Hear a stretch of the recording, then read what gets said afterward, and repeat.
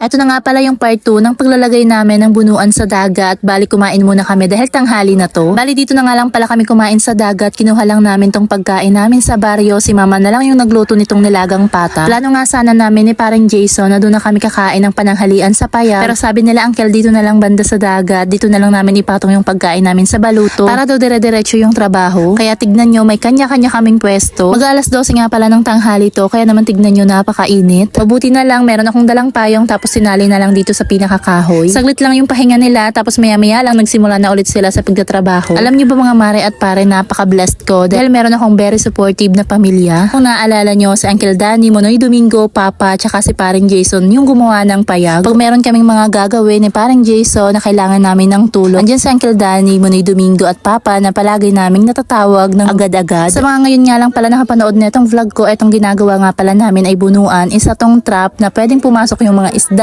hipon, alimasa. At pinupuntahan namin to tuwing low tide. Sa inyo ba anong tawag nito? Dito kasi sa amin sa Northern Samar ay bunuan. Etong bunuan nga pala namin ay itinayo namin dito banda sa gilid ng baryo. Bandang alas 5 na nga pala ng hapon nung natapos sila tapos kinabukasan nga daw nito pwede nang puntahan at tignan kung merong mga natrap na isda. Kaya kinabukasan eto at pinuntahan na kaagad namin. Nga pala yung first time na pupuntahan namin yung pangalawang bunuan na binaba namin kahapon. At yung net nga pala at nylon na ginamit natin sa bunuan ay galing kay Shoreline PH. Tignan natin kung merong mga lamang isda, mga natrap na isda sa loob ng bunuan. At ang oras nga pala natin ngayon, alas 7 ng umaga at nakikita nyo naman low tide pa, napakababa pa ng tubig dagat. Ito yung oras na pinupuntahan yung mga bunuan tuwing hubas o low tide.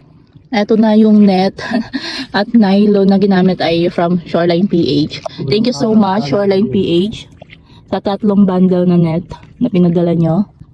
Makikita nyo yung tubig dagat mataas kagabi, high tide. Ayan, yung tubig dagat kagabi. Tapos ngayon ay low tide na, ganyan na lang kababa. Kitang-kita na yung mga dahon-dahon dito sa dagat.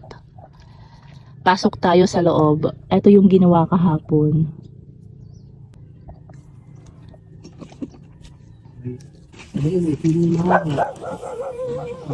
Dito yung isda sa labas. Nandito na kami banda sa loob. Dito pa lang sa labas, nakikita nila yung mga isda. Kaso nandito sa labas, hindi pumasok dun sa pinaka-ulo-ulo. Kasi kung sa Karitaan, shoreball na yan. Dito kasi malaki pa yung pinaka-pinto niya, pwede pang lumabas yung mga isda. Pero kapag nandun sa loob, shoreball na yun. Latab. Guruan ba?